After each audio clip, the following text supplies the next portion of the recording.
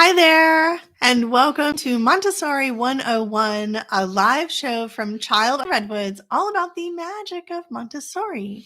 We believe that every child deserves a Montessori education. I'm Aubrey Hargis. I'm David Hargis. So whether you're watching us live or you're watching our replay, or maybe you're listening to this as a podcast, we're so happy you're here. And if you'd like to learn more about our work, you can head over to childoftheredwoods.com. And we've got some free stuff and information about our programs, etc. So welcome. Welcome. So today we are continuing with our next installment of the Montessori Essentials. And today we are talking about plants. That's right. Yes, just lovely little regular house plants. So this is actually, there is actually a list of essentials that you can download. You can find it at childoftheredwoods.com/essentials. And you'll notice that plants is actually on there. I know it's a surprising addition. I know. But it is there. I know. This is one of those essentials that I suspect a few folks out there will dismiss, or discount, maybe instinctively. They'll say, it's a plant. It's in my house. It's like the sponge. When we think about Montessori materials, what comes to mind? We think about pink tower, movable alphabet, right? Golden beads. Really, serious stuff, or like school stuff. Or if we're thinking about like a traditional school, worksheets. That's what I think about a lot of times when I think about traditional school. Yeah. We don't think about like a plant, but yes, we mean a common house plant. It's actually super brilliant. Yes, because it perfectly embodies what makes Montessori so powerful. It's the embodiment of the educational philosophy, which is that it's never really about the materials. Yes, the materials can be really, really amazing. The pink tower and so forth are brilliant. They're often very, very brilliant, but they're brilliant because they embody those concepts, those core Montessori philosophical concepts and teaching theories. Right? They've perfectly embodied it, and then the humble houseplant does it already. Like it already embodies those principles. This is one reason Montessori is so great. Is like it's really speaks to how humans naturally learn and develop. So it, in its own natural way, is a Montessori material. So we just have to bring the right mindset to it. So to be very, very clear, what are we talking about? Are we talking about any kind of living flora? Does it have to be alive? Could it be a silk or artificial plant? Could it be a cutting of a leaf or something like that? What exactly do we mean when we say plants? Yes. Okay. So first of all, what we're really talking about is getting children up and close to life science, so what is a living? So ideally it would be something botanical that is alive, that is growing. And I think it could be anything from like a little, sometimes you see those little buckets of wheatgrass sold in the stores. It's just like a little bit of grass. And so they've got their roots attached. Sometimes you see lettuce or basil grown the same way. Yep. There's already a little bit of dirt there. It could be the green onions, that you chop off the tops of, and then you save the roots of, and that you set them in water, and then they can grow new tops again. So or planting an avocado seed, or Yeah, so those all kind of fall into the general scheme of like what we're talking about when we mean incorporate plants. But the most literal definition in Montessori sense would be to have some actual potted plants, some house plants in your home, in your classroom, and your schoolroom, wherever your children are with you. Yeah. And David and I actually have taken the approach where we really like to have plants around the house. There's so many great reasons to have plants. Everyone knows, like it freshens the air, and they make you feel good. They do. Yeah. They make you feel good and connected to nature. And so much of us in our modern culture feel disconnected with nature. Yes, thank you. I'll take my tea. You have tea for me? Thank you. We have some special tea service during our live today. All right, thank you. Tea is from a plant. It is. So I suppose that is. Anyway, go ahead. It is yeah. So really, you're talking about a living thing. So yes. you can have I mean, there is a place for artificial plants in a Montessori Totally. experience. Yeah, There's yeah, a yeah. place for cut flowers and Yep. And leaf dried dried flowers. flowers and all Mhm. that stuff. But in this case, what we really mean is some kind of A a potted potted living living thing. thing. Yeah. And that could be a ficus tree. It could be a little house plant like this, something that is alive and growing and will change over time. Like the colors will change, or you'll see it bud or something like that. Mhm. That's right. So, plant. Thank you for the tea. I know, so sweet. So, so plants in your home or in your classroom, when a lot of parents first learn that you're supposed to bring them into your home or in your classroom, and it's very traditional Montessori thing to do. Now that we have the beautiful internet at our disposal, the Totally. first thing parents learn is, oh no, plants are actually like most house plants are toxic. And this can come from quite a shock. I will tell you, back in the day, before the internet was this huge Hmm. source of information that had all these fear mongering pages where they got us all uptight about child Right. safety. Right. We had all kinds of Montessori like plants in the Montessori classroom and in our homes, Yeah. and we just didn't know any better. And it was very, very rare when a child would actually get sick from it. Like I never knew any Montessori teachers who reported children falling ill from plants in their classrooms. I Yes. really had never heard of it before the era of social media and the internet kind Yeah. of exploded with this new information that botanists, I'm sure, have always known. Hmm. Okay. But now we, the public, we are aware there are plants that are toxic, that you don't want your dogs to eat or your cats to eat or your children to eat. Right. Yes. And there are plants that are actually really great for your household. They're totally non-toxic. And we're going to share a little list of them today That's right. with you. Yeah. So David and I, he's looking at me with this excited, skeptical look because we actually have a personal experience with a toxic houseplant, from Oh, yes. yes. So one day, our 3-year-old decides to taste one of our houseplants, and I think we both had thought that he was beyond maybe he was 4 even. We thought that he was beyond the need to go eat a houseplant. Yeah, I mean, like he wasn't like we weren't noticing that like he wasn't just putting everything in his mouth anymore, in that oral phase that toddlers have. When they were toddlers, our plants were up higher, but when their children were like 3 and 4, we like move them back down to the ground. Yeah. So it just didn't occur to me that one of our children would go over and just help himself to one of the leaves off of our house plants. But he did.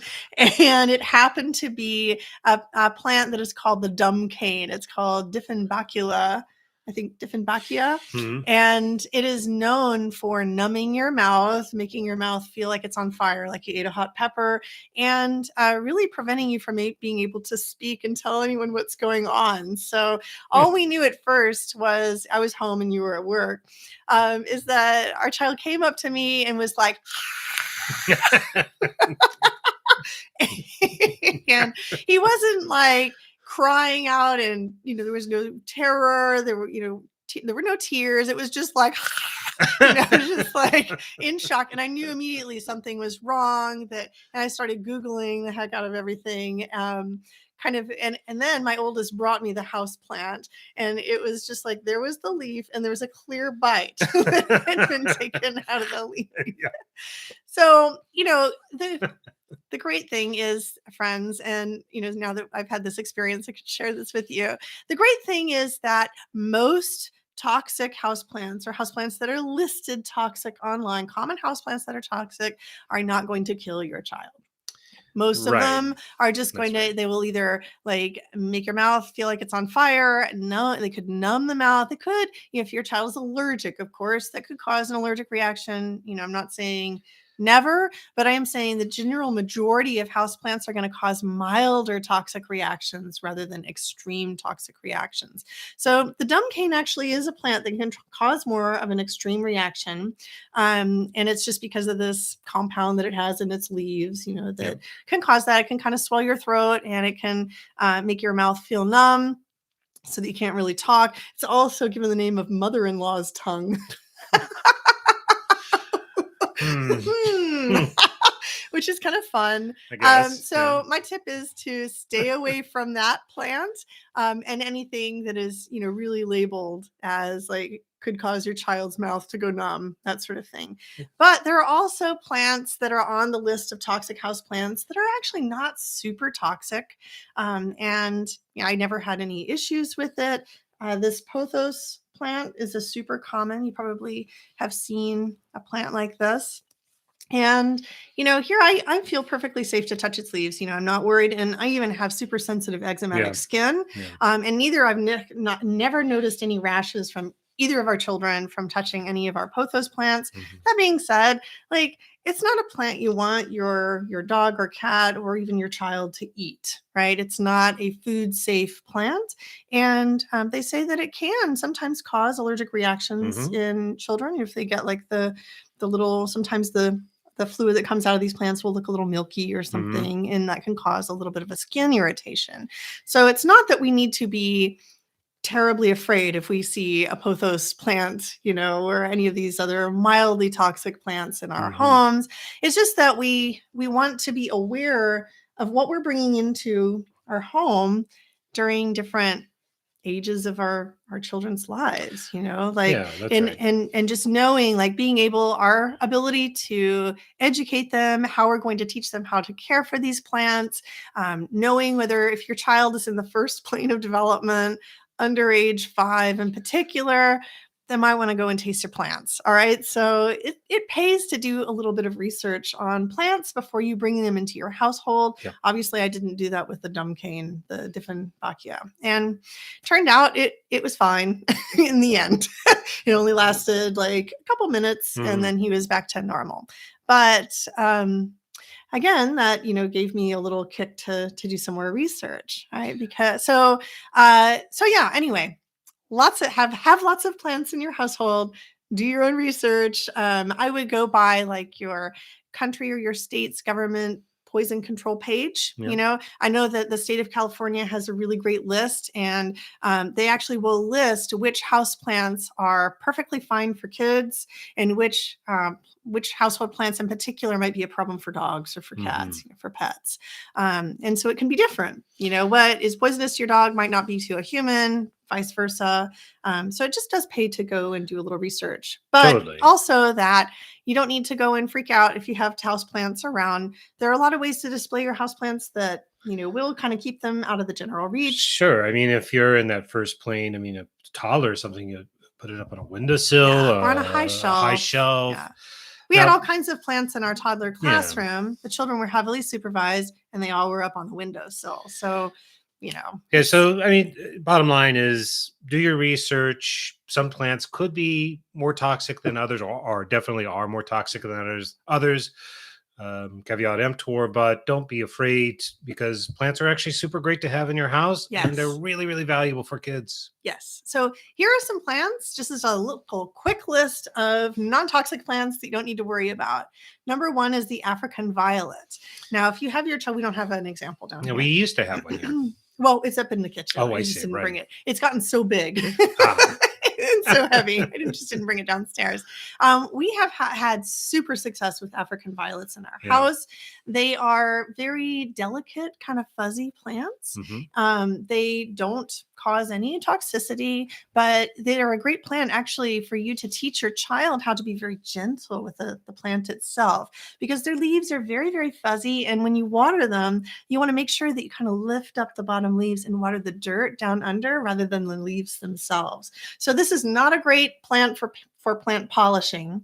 You don't want to mess around with the little fuzzy leaves, but it is a great plant. It's pretty hardy, and it's a great plant to teach your child how to just like be gentle around little delicate type of and it plants. flowers. And it flowers and is beautiful, and they will flower over and over and over and over. Yeah. We've been keeping the same African violet flowering in our household for over 5 years. Yeah. I think we got it when we first moved in here. We've been here 9 years. So, I mean, it's a very old plant, and it just keeps getting bigger and bigger, and it keeps flowering throughout the entire year. So yeah, that's right. Those purple flowers. It's a great one. So African violet is a good one to put excuse me, on top of a shelf, or like on a shelf on a tray for your child to bring down and practice watering and being gentle with the plant.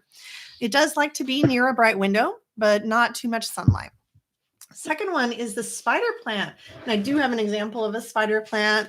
This is a new little one that I am nurturing, from a tinier plant. And the cool thing about spider plants, they're 100% non-toxic. This is a great plant for plant polishing. So if you're going to do a plant polishing work, these long leaves will not cause any toxicity on the fingers, no rashes or anything.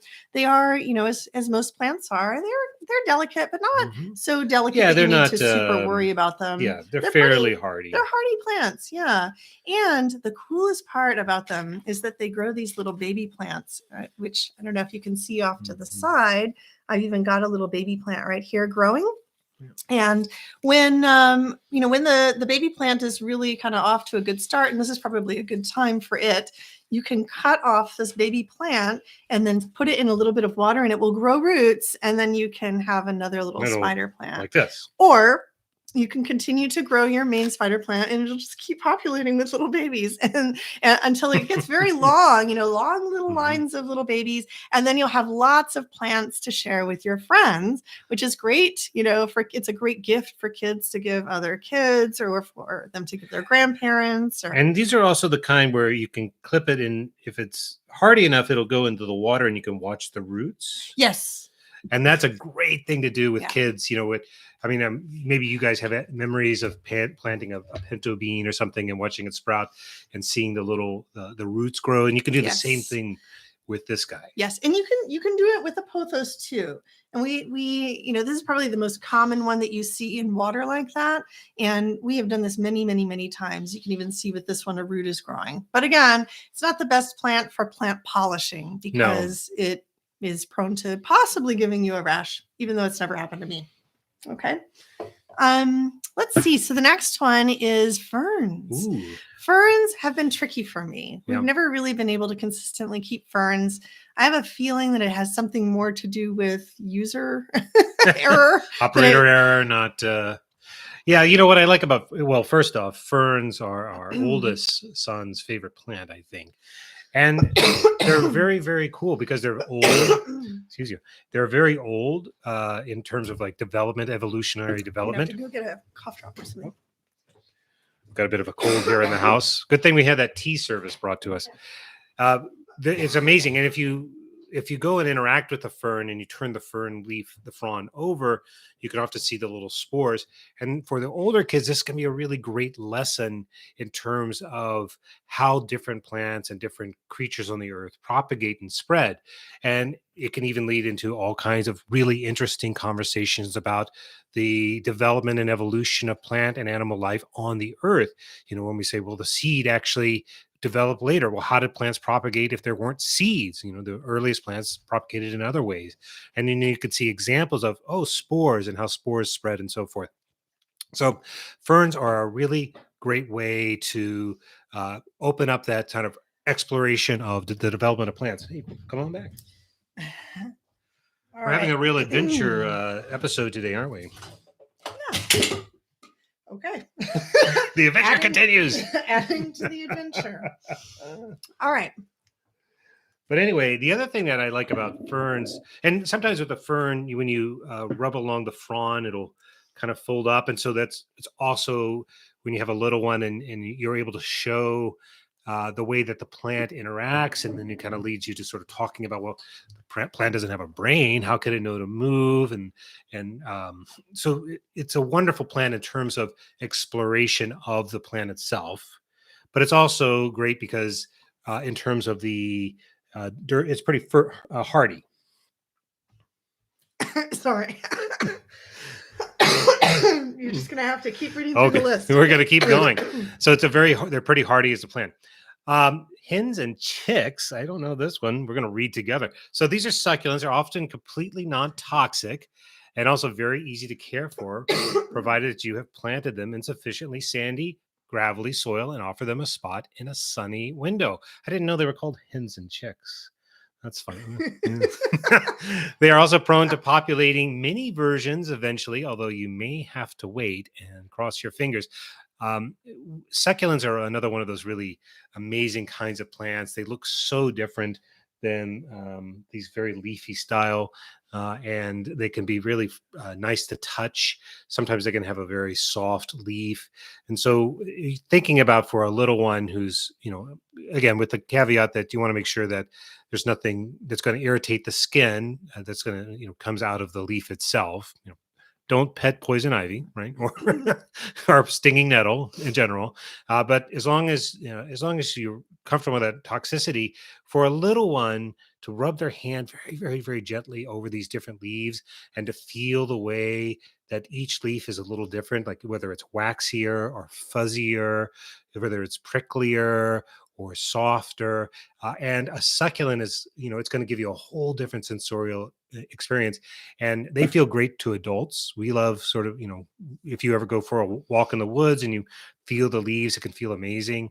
And you're just sort of overwhelmed by just sort of the variety that you have in the world. And it's even more so for a little one who's completely focused on, or not completely focused, but their mind is attuned to sensorial experiences. And then the last one we have here was the indoor palm, which is basically a little palm tree. And it could be in a little bowl or it could get a great big pot in the corner. It's, I think this would be similar to like a ficus or another kind of indoor tree. And it really opens up the space. It's so cool to see the tree come alive and grow. We have I'm not sure what kind of ficus it is. We got it during the pandemic. And it just was happy enough, but then it started to go crazy in terms of growth. It's just been growing, growing, growing over the last couple of years. And so hang on, you said ficus. We've had a ficus for a long time, well, what's but the those one are in the not. That's not a palm. right? Well, what's the one in the kitchen? You're talking about the corn plant. The corn plant. Well, I was going to say that it's a nice, tall, tree-like plant. It's not an indoor palm. This is true, but no, it's not a ficus. Ficus is not a palm. the corn plant is a kind of palm. Drink your tea. Let me have some of that tea. Get your own cup. Get your own cup of tea. Anyway, yeah. So we had this.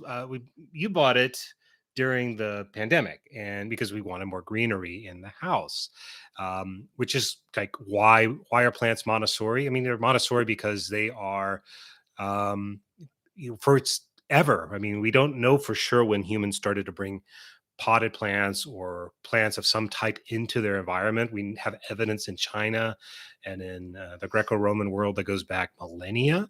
It's very, very old. It's hard to imagine that in Maria's day, you would not have found potted plants or something, or plants adjacent to them within, eye shot or nose shot. If you were to smell those great smelling little flowering buds outside your window, it's hard to imagine they wouldn't have been available, especially because these early schools were they were fairly sterile. She was working in a Casa de Bambini. It was in a fairly industrial, sterile kind of environment. She worked with children before that in a very you clinical. Mean sterile in the clean sense? I mean, in the sense of bare walls and not sterile in the sense of like a medical equipment is sterile, but sterile in the sense of it was just walls, concrete, gravel, that sort of thing, or very urban sort of environment, and not particularly naturally beautiful. And so why do humans bring these plants in? They bring them in because it's to combat that. So you can imagine that Maria and others have long been bringing plant life into the classroom or near to the classroom as a part of the learning experience, which takes me back to not the ficus, but the corn plant, which is a palm that we got during the pandemic, which is has just gone crazy. It's taller than I am at this point, and way up in the kitchen, and gets light from the skylight. And what was it, about a month or two ago, came home, and there was this really strong smell in the kitchen. We'd never smelled before. It smelled like gardenias.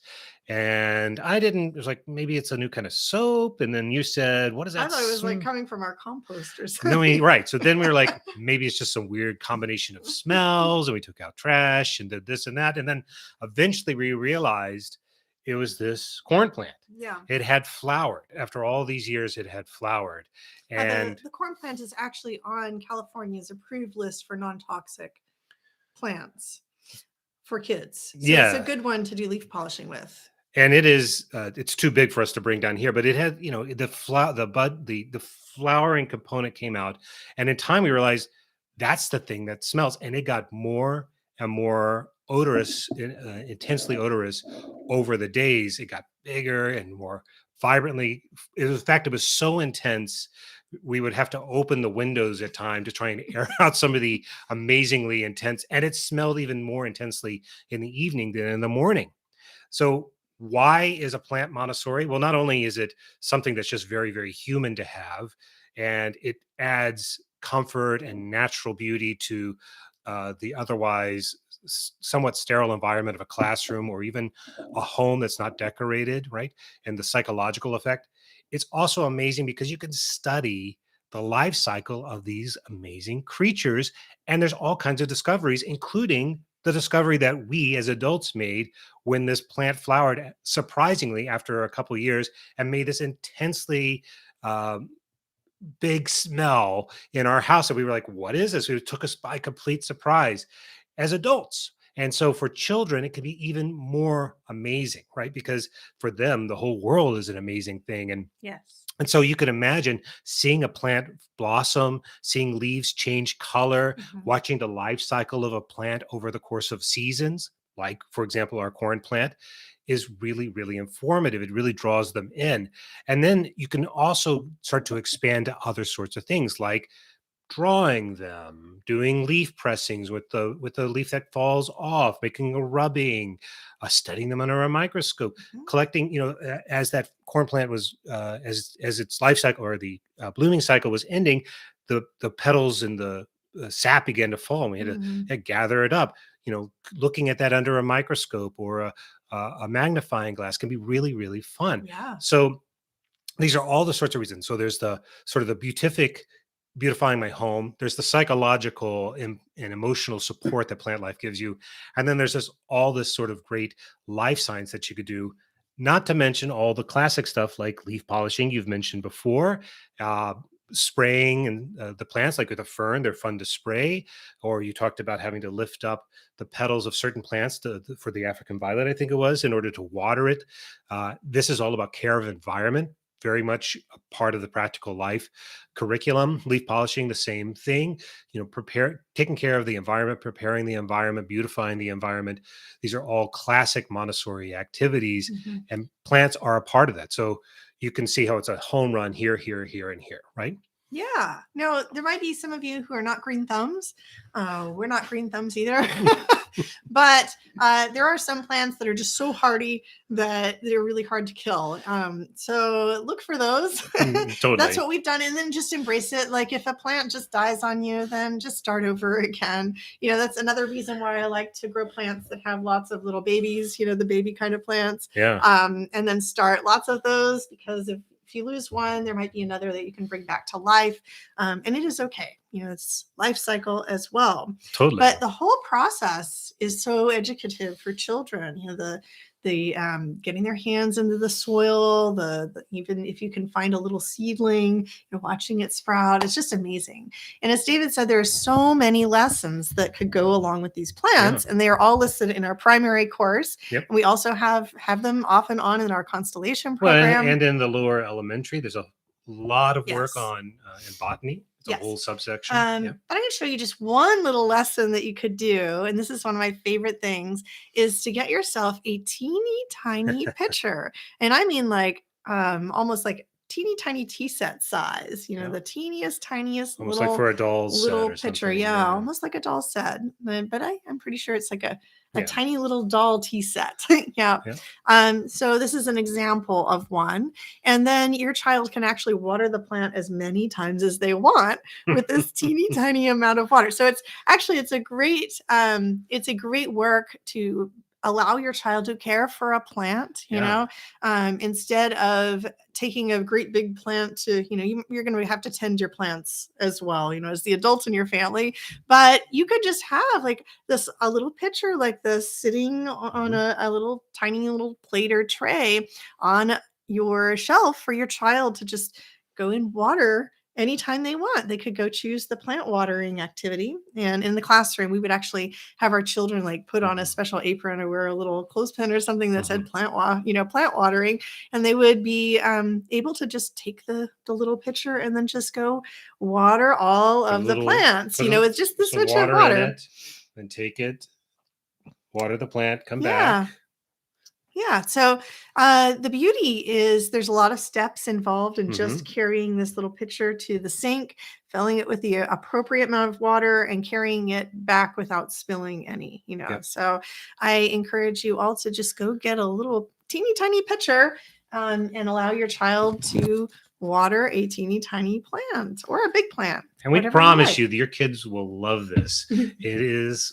I don't know what it is about kids and little tiny little things, or it's actually sensitive period that we talk about in the primary course. Yes, exactly. There's something about the size and the scale is very unusual, and getting to do the action over and over again. And you can imagine a little one, how they get so sometimes obsessively drawn into an activity. They just want to do it over and over and over. And you give them some small little container like this, it's going to take them a very, very long time to overwater your plant.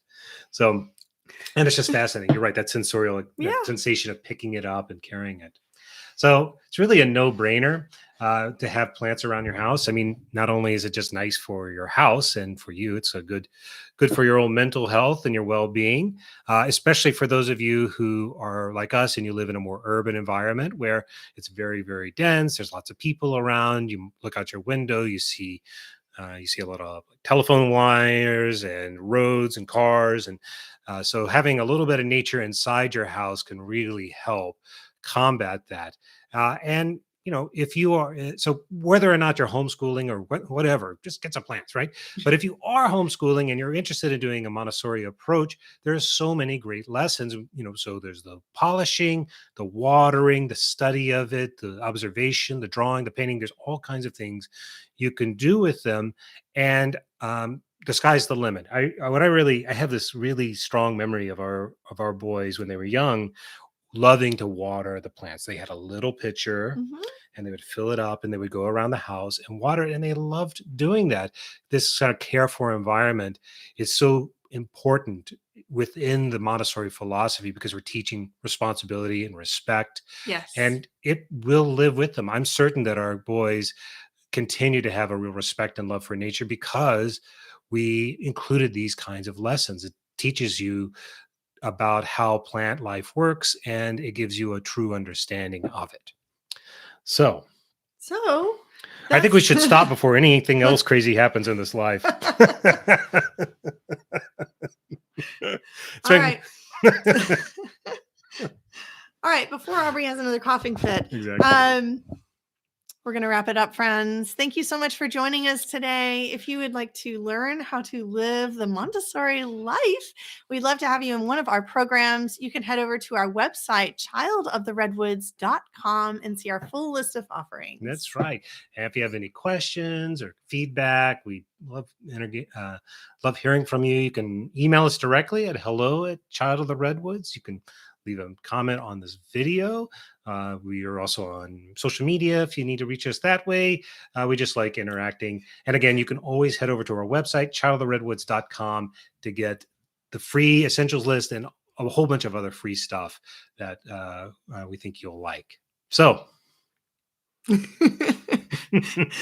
thank you very much, friends. We'll be back next Tuesday at 1 p.m. Pacific with another installment of Montessori Essentials. And this one, we're going to talk about linear calendars. So it's going to be a really great one to when you're thinking about your daily routine. Yeah, that's right. Hope to see you then. Bye-bye.